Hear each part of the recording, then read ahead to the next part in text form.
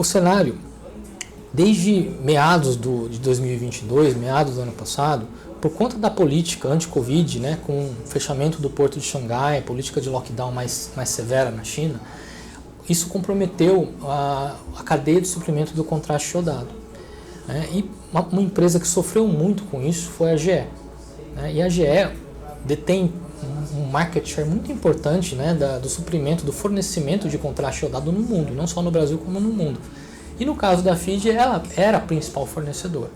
Então a gente sabia, embora isso estava acontecendo em abril, maio, e ainda não, naquele momento, o fornecimento do nosso contraste ainda não tinha sido cortado. A gente sabia que isso iria acontecer em algum momento, né? E aí foi tudo que motivou a gente fazer uma política de uso racional do contraste. Para quê? Para que a gente pudesse fazer um estoque e poder passar por esse intervalo de período, né, com escassez parcial, de uma forma mais suave possível. Foi tudo isso, esse mais ou menos foi o cenário.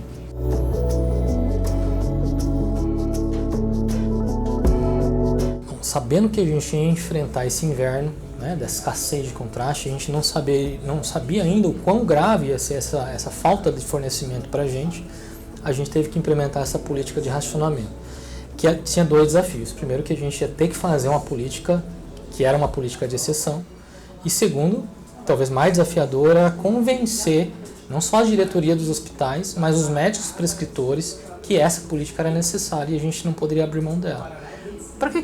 Qual que foi a finalidade dessa política de racionamento? Para que aqueles pacientes que tinham diagnósticos mais críticos, né, que dependiam da injeção do contraste para o seu diagnóstico, para que não faltasse para esses doentes. Então, eu prefiro que falte para um doente cujo diagnóstico é menos urgente do que um paciente que a vida dele depende daquela injeção do contraste. Então, foi por isso que a gente fez toda a política de racionamento. Né? Como é que foi isso? A gente desenhou dois cenários. Um cenário é fácil, que é o cenário não tem contraste para ninguém. Então, não tem o que injetar. A decisão, então, eu vou fazer a tomografia, mesmo sabendo que eu não tenho contraste? Né? Vale a pena fazer só a tomografia sem contraste? Em muitos casos, não. Onde que não vale a pena? Para fazer estudo angiotomográfico, por exemplo, uma angiotomografia pulmonar, uma angiotomografia cerebral. Para fazer estudo de angiotomografia, faz, se necessário, o uso de contraste. Se você não injeta contraste, você não fez o exame. Você não fez o exame. O sem contraste ele não é o exame.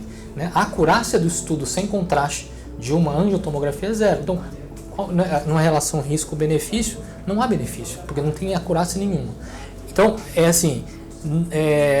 no cenário onde tem escassez total de contraste, você você não vai injetar em ninguém, mas você simplesmente separa. Eu vou fazer o exame, ainda que sem contraste, ou eu não vou fazer o exame. No caso das angiotomografias, a gente não vai fazer o exame.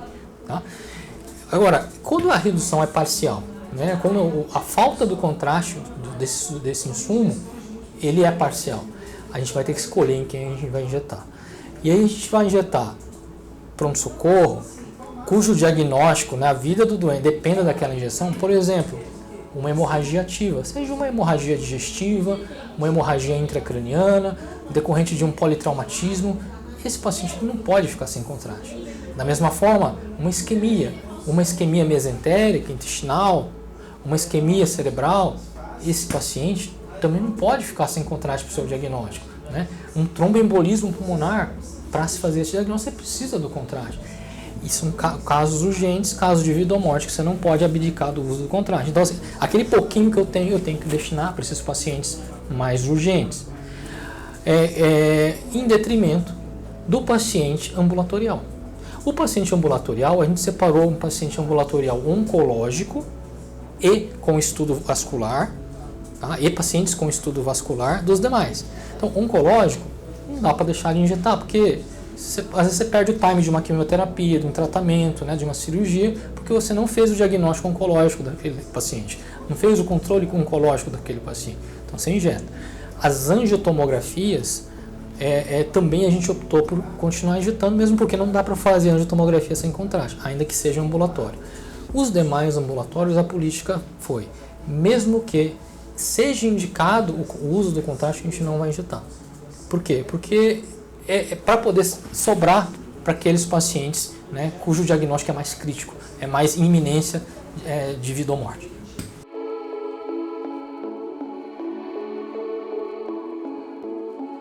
No começo, quando a gente implementou o protocolo do uso racional, já sabendo, já antevendo o que iria acontecer, vários diretores clínicos de hospitais se opuseram, porque achavam que vocês estão querendo implementar esse protocolo para ter uma economia financeira, para economizar com contraste, em detrimento do diagnóstico do paciente.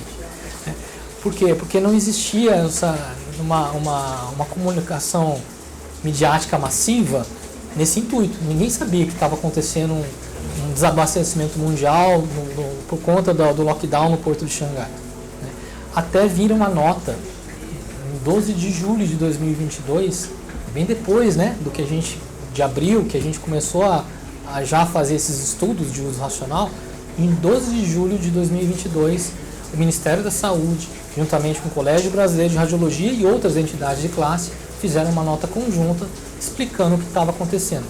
Daí então ficou muito mais fácil para a gente, né, converter, né, os diretores clínicos que ainda não estavam convencidos do uso do protocolo novo.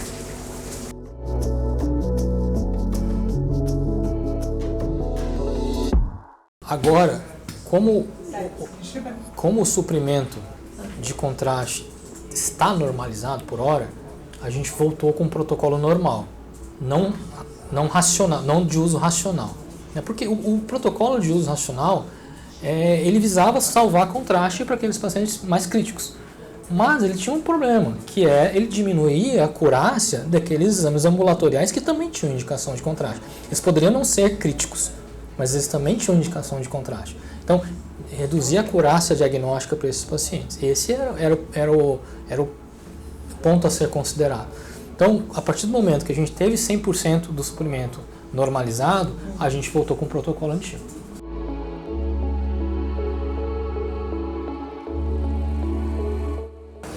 No pico da crise, o nosso fornecimento de contraste, do 100%, ele caiu para 50%. Isso foi mês de julho, agosto, um pouquinho de setembro. Tá? Haveria problema de diminuição na quantidade de exames se a escassez fosse absoluta, porque eu deixaria de fazer alguns exames, porque eu não tenho contraste. Como foi um desabastecimento parcial, a gente conseguiu fazer essas otimizações e nenhum dos exames deixou de ser feito.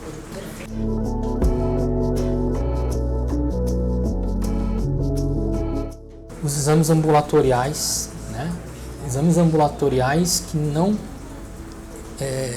permaneciam aquela classe de controle oncológico e também não era um estudo de vaso, ou seja, angiotomografia que depende de contraste para ser feito, né? Nem para ser interpretado. Só existe angiotomografia se injeta contraste. Então, angiotomografia a gente manteve a realização e os oncológicos ambulatoriais a gente manteve a realização. Os demais estudos ambulatoriais, ainda que vinham no pedido médico, eu quero uma tomografia de crânio por conta de uma dor de cabeça com contraste. Sempre quando vinha esse pedido médico, até um passado recente, nosso protocolo é não injetar. Tá? Porque dor de cabeça não inespecífica, igual dor abdominal não específica, não é indicação de injetar contraste. Só que vira e mexe no pedido médico estava com contraste. E para não ter o radiologista não comprar briga com o médico prescritor, muitas vezes acaba injetando contraste.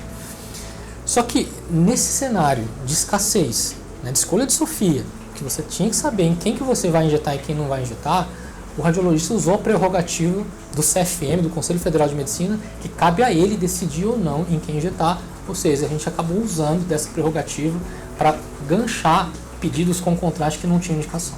Então o radiologista, né, o técnico, ele teve muita importância nesse processo. E o desafio do protocolo, além de conceber o protocolo, mais desafiador do que isso foi implementar. Porque você teve um trabalho de evangelizar, de catequizar toda uma gama de médicos prescritores e principalmente diretoria clínica. Né? Que não necessariamente eles estavam no compasso que a gente estava sobre a atualização de que está acontecendo em relação à cadeia mundial de suprimento de contraste no mundo.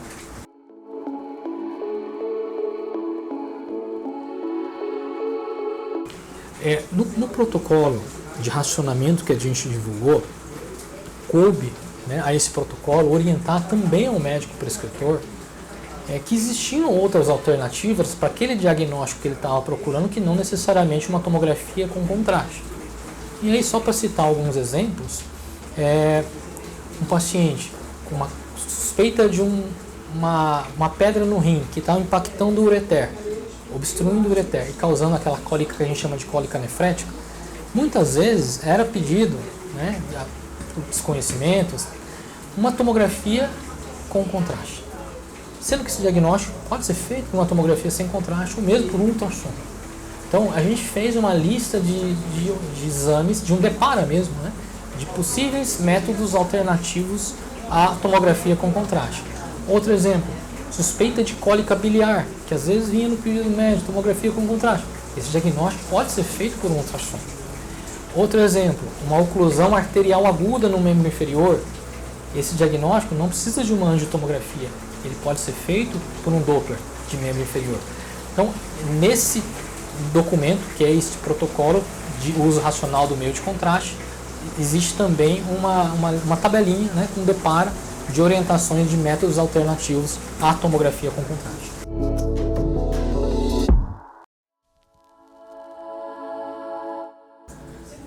A situação hoje,